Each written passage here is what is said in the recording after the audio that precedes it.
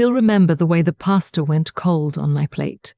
I noticed it first, the way his fork paused midair, the way he turned slightly in his chair to look at me, as if he needed a better angle to make his point land, and I thought, okay, here we go. My boyfriend's father is the kind of man who fills a room without trying, not in a loud way, in a settled way, like he's been the authority in every space he's ever walked into, and he's simply waiting for everyone else to catch up to that fact.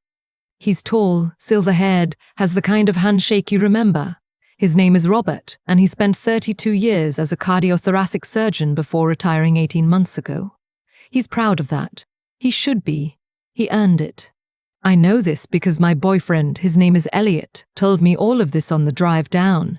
We were on I-95 heading south, about 40 minutes outside of Raleigh, and Elliot was doing that thing he does when he's nervous, which is talk quickly and jump between topics. He told me his dad was brilliant, but sometimes came across as a lot. He told me his mom was warm and I'd love her immediately. He told me the house was big and the neighborhood was quiet, and his dad grilled on Sundays and had very specific opinions about wine pairings. He said he means well approximately 4 times. I've been with Elliot for 2 years. We met at a conference in Atlanta. He's in hospital administration. I'm a trauma surgeon. And somewhere between a panel on healthcare systems and a very bad hotel bar, we decided we liked each other. We've been long distance for most of our relationship. He's based in DC, I'm in Charlotte. We see each other every 2 or 3 weeks and it works for us, mostly. The distance has a way of making the time you do have feel more intentional. This was the first time I was meeting his parents. His mom, Patricia, met us at the door. She was exactly what Elliot described, worn, easy to smile, the kind of person who makes you feel like you've been expected and wanted at the same time. She hugged me before Elliot even finished the introduction. She smelled like vanilla and something herby, and she said she'd been looking forward to this for months. I believed her. Robert was in the kitchen. He came out drying his hands on a dish towel, and he looked at me the way you look at someone when you're deciding something, not unkindly. Just assessing. He shook my hand, said it was good to finally meet me, and asked if I'd had trouble with the traffic on the interstate. We sat down to dinner around 6:30. Patricia had made pasta with a homemade marinara that was genuinely one of the best things I've ever eaten, and there was a Caesar salad and a bottle of red that Robert opened with the kind of quiet ceremony that said this was important to him. I liked him in those first 20 minutes. I actually did. He asked questions about Charlotte, about how long I'd lived there, about what I thought of the restaurant scene. He was engaged, he was present. And then he asked what I did. This is always the moment. I've been a trauma surgeon for 6 years. I did my residency at Duke, my fellowship in Baltimore, and for the last 3 years I've been at Hargrove Regional Medical Center in Charlotte. 8 months ago I was appointed Chief of Trauma Surgery. I'm 34. I've learned over time that how people respond to this information tells you a great deal about them. Most people are surprised. Some are impressed. Some ask good questions. And some, not many but some, look at you and immediately begin to recalibrate, to find the angle that puts them back on higher ground. I told Robert I was a surgeon. Trauma surgery. He nodded slowly. Hargrove, he said. I know Hargrove well. I did my residency there actually. Long time ago. Good program. I said I knew. Elliot had mentioned it. That seemed to please him. He poured himself a little more wine and leaned back slightly in his chair, and I could feel the conversation shift into something else, something more comfortable for him. Trauma's a tough specialty, he said. Demanding. Physically, mentally. The hours alone. He shook his head. Young surgeons don't always realize what they're getting into. I said something agreeable. Something about how residency prepares you as much as it can, but nothing quite prepares you for the real thing. He pointed his fork at me gently. Exactly. Which is why experience matters so much. You can't shortcut it. You can't rush it. He can't rush it. He glanced at Elliot. I always respected that Hargrove understood that. They've had strong senior leadership in trauma for years. Dr. Callahan was there for a long time. You know him? I did know him. Dr. Callahan had been chief of trauma surgery for 11 years before his retirement. I had worked under him for 3 of those years. He was one of the best surgeons I've ever watched operate, and I learned more from watching him manage a chaotic OR than from most formal training I'd received. I said yes, I knew him well. He was excellent. Robert brightened. Brilliant man. Technically gifted. The kind of surgeon they don't really make anymore, you know. Everything now is algorithms and checklists and liability coverage. He waved his hand slightly. I worry about what happens when people like Callahan retire. Who fills that gap? Patricia said something light about how medicine always finds its people. She was watching me with a calm expression that I would later come to understand was her knowing exactly where this was going. Robert set down his fork. The thing is, and no offense to anyone at the table, but department heads in trauma especially, they need to have seen a lot. Decades of it. The kind of clinical judgment you're talking about isn't something you acquire in your 30s. He said it conversationally, the way people say things when they're certain they're stating something everyone already agrees with. They promoted someone over there recently. I heard through a colleague. Young. Very young, relatively speaking. He looked genuinely concerned.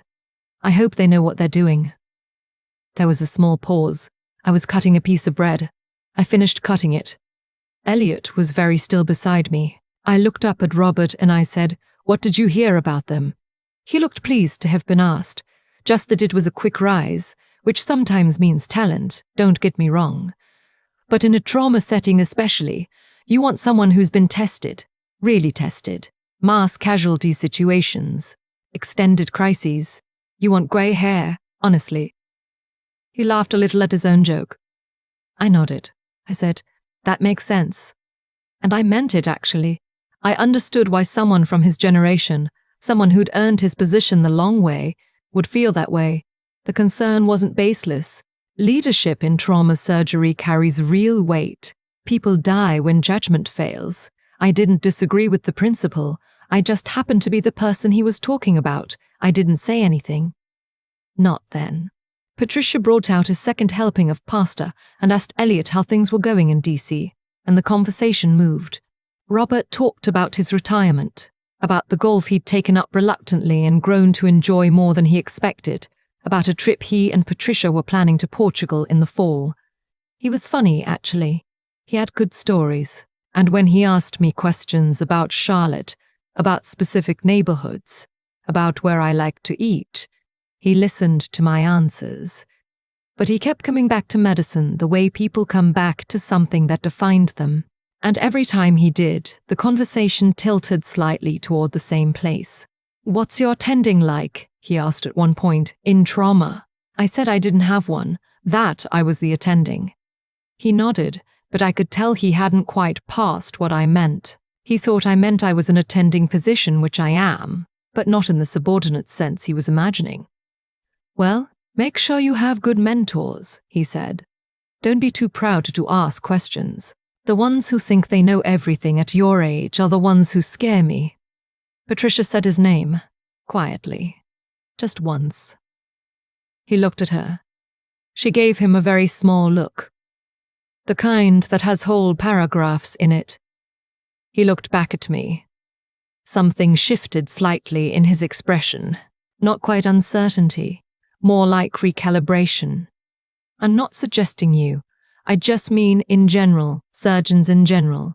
"I know," I said. "You're not wrong." Elliot excused himself to use the restroom. I have since told him that the timing of that was either very coincidental or deeply cowardly, and he has not denied either possibility. So it was just Robert, Patricia, and me at the table. Robert topped off everyone's wine. He was quiet for a moment. Then he said, "Elliot says you've been at Hargrove a few years now." I said 3 years. "You like it there?" I said I did. I said it was a good hospital, strong culture, good people. He nodded again, turning his glass slowly. "I heard they made the chief appointment about 8 months ago." After Callahan left, he paused. "Do you know the new chief?" I took a sip of wine. That's me, I said. The way his face moved through several things very quickly. I thought about that a lot since. There was surprise. Genuine surprise, and I don't think he'd have been able to hide it even if he'd wanted to. And then something that looked like a very fast internal accounting, a running back through the conversation, a tallying of what had been said and what it now meant. He set his glass down. You're the new chief of trauma surgery at Hargrove. Yes. A beat. Since 8 months ago. Yes. He looked at Patricia. She looked back at him with an expression that said, I was waiting for this. He looked at me. And then, this is the part I didn't expect. He laughed. Not a deflecting laugh, not a dismissive one. A real one, short and a little rueful. The kind of laugh a person gives when they're surprised by themselves.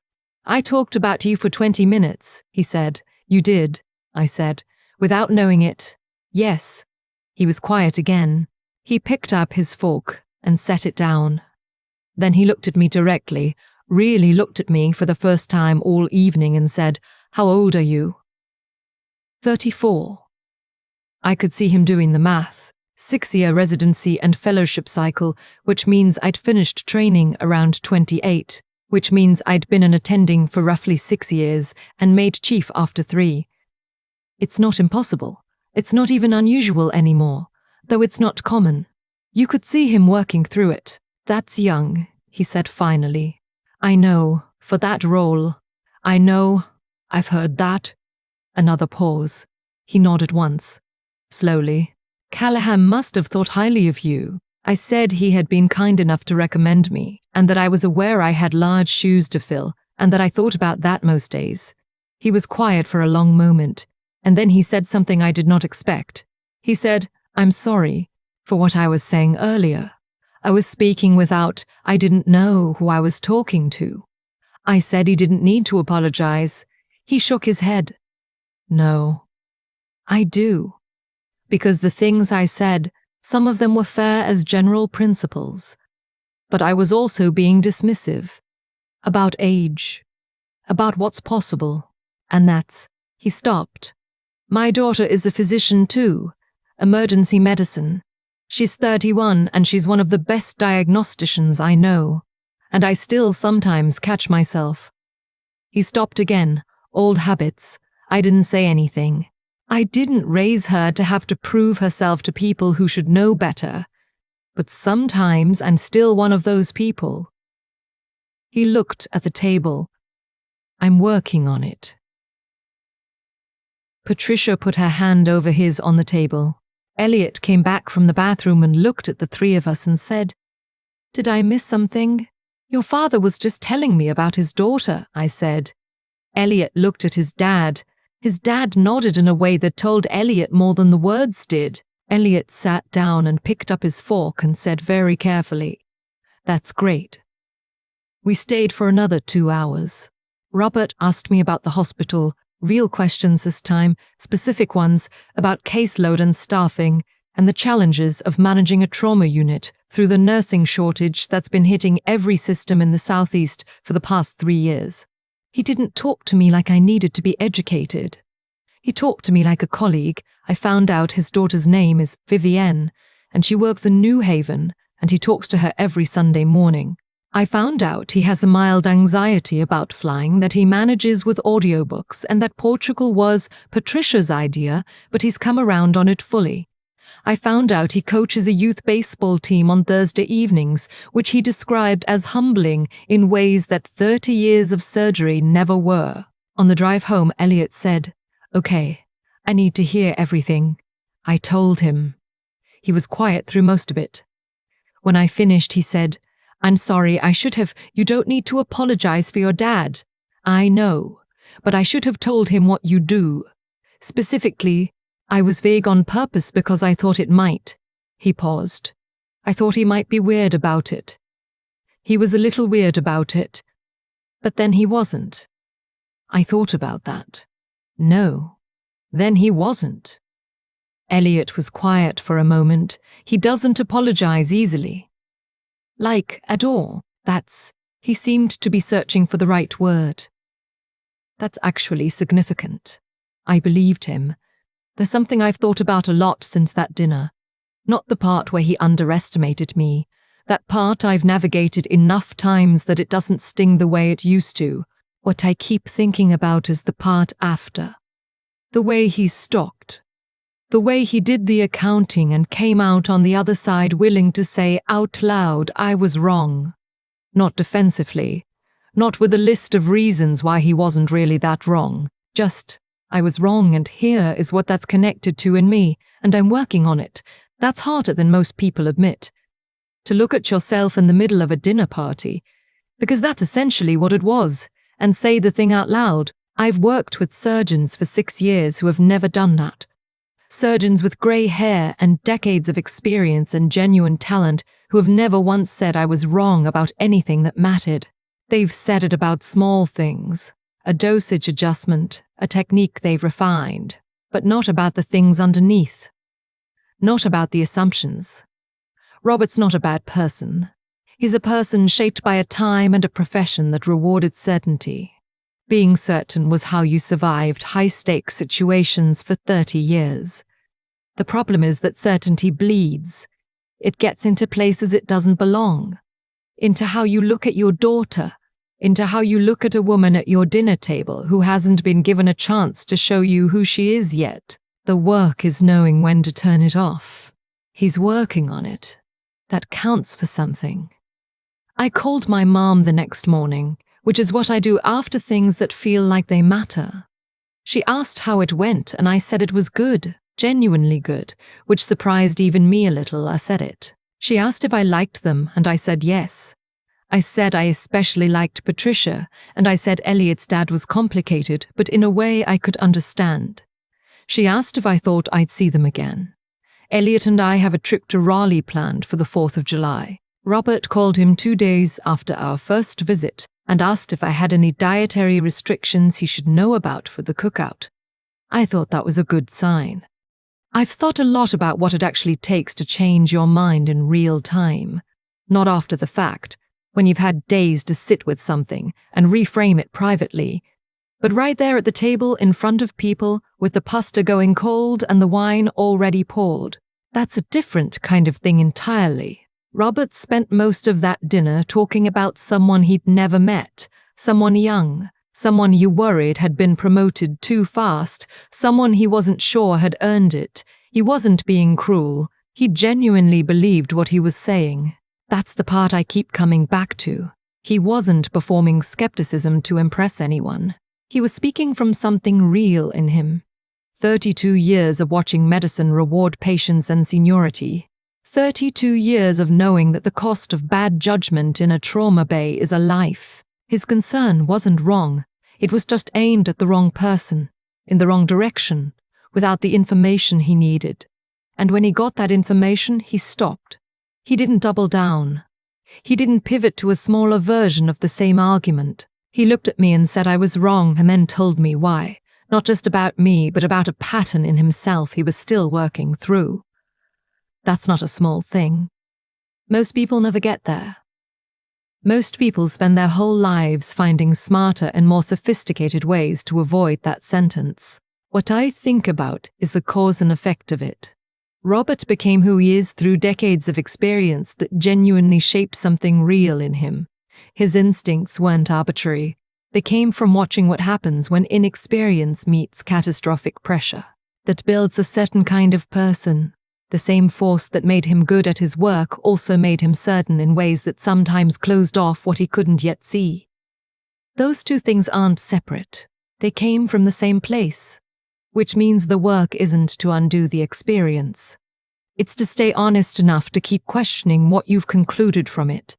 Intelligence without that honesty calcifies. It becomes a thing you use to defend what you already believe rather than a tool for finding out what's true. I've watched brilliant surgeons do that. I've watched people with more technical skill than I'll ever have lose the ability to say, I don't know or I was wrong because those words started to feel incompatible with the authority they built. And once that happens, the intelligence stops serving them. It starts serving the version of themselves they're trying to protect. Resilience is the same way. I've needed a lot of it.